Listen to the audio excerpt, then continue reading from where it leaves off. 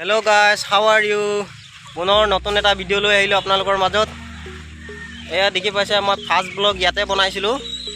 আপোনালোকে দেখিছিলে ৰিং বন্ধা সেইবিলাক হৈছিলে। আজি ছটটোৰ কমপ্লিট হৈ গ'ল, প্ৰায় এমাহ হৈ গ'ল। এমাহৰ ভিতৰত আমি আজি খুলিবলৈ আহিছোঁ। এয়া দেখিছে যিবিলাক পানী ষ্টক ৰাখিবৰ কাৰণে এই এনেকুৱা বিট বনাই দিছিলোঁ। আৰু প্ৰত্যেক আমি ছট ঢালিলে এনেকুৱা বিট বনাই দিয়া হয় পানীটো ষ্টক ৰাখিবৰ কাৰণে। একমাহ পূৰা ৰাখিব লাগে। সেইটো কাৰণে আৰু মালিকৰ মনটো আজি কেনেকৈ লাগিছে আমি দেখুৱাম ন মালিক? ভাল লাগিছে আজি মুকলি লাগিছে। আৰু কিবা ক'ব আপুনি? নহয়, এনেই ক'বলৈ কিন্তু থাকিলে আৰু ধুনীয়াই হৈছে কামবিলাক। আপোনালোকক যদি চাই তেতিয়াহ'লে আপোনালোকে বিচাৰিব পাৰে, তলত নম্বৰ দিয়া আছে, তেওঁবিলাকক ক'ব, নম্বৰ মতে পাই যাব আপোনালোকে। আজি ছটটো ইমান দিনৰ মূৰত, আজি এমাহ মূৰত খুলিছোঁ নহয় জানো? হয়। এমাহৰ মূৰত আপোনাক কেনেকৈ অনুভৱ লাগিছে যে মোৰ ঘৰটো হৈ গ'ল বা বৰ ভাল লাগিছে? ভাল লাগিছে, হয়। এতিয়া যিবিলাক মালিক এতিয়া বনাম বুলি ভাবিছে, এতিয়া RCC ঘৰ বনাম বুলি ভাবিছে, সিহঁতিতো ছটৰ বিষয়ে নাজানে, হয় ন? সেইটো কাৰণে আপুনি কি এডভাইচ দিব বিচাৰে যে এতিয়া কিছুমান আছাম টেপৰ বনাম নে RCC বনাম তেনেকুৱা বুলি ভাবে, যে কোনটো বনালে ভাল আপোনাৰ মতে? RCC কৰাই ভাল হয় আছাম টাইপতকৈ, ন কি? মই সেইটোকে ভাবোঁ, কাৰণ ওপৰত জেগাটো ওলাই যায় আবাৰ ভৱিষ্যতলৈ কিবা এটা কৰিম বুলি কৰিব পৰা যায়।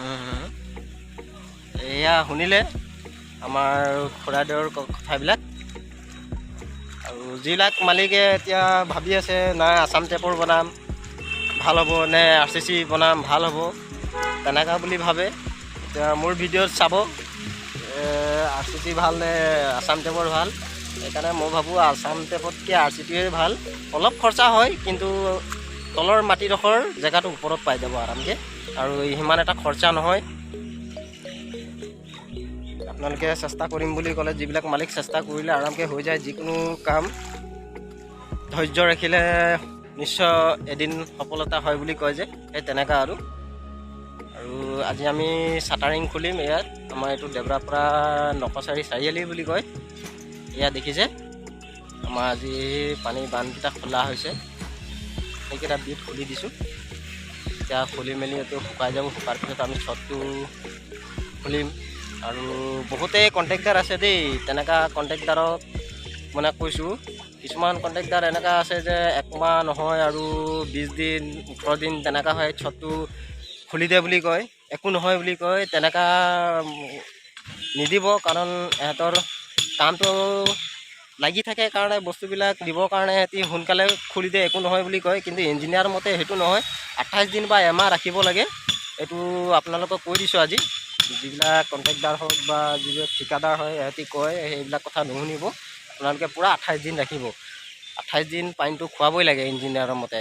আৰু আমি যিবিলাক ছাইডত এতিয়া আমি কাম কৰি থাকোঁ RCCৰ কাম, এই সেই ইঞ্জিনিয়াৰবিলাকৰ আমি কিছুমান কথা আমি সোধোঁ যে কি হয় কি নাই, সেই তেনেকুৱা কথাই আমি জানি পেলানি আপোনালোকক মানে জনাই দিওঁ, যাতে আপোনালোকে কেতিয়াও ভুল নকৰে সেইটো কথা।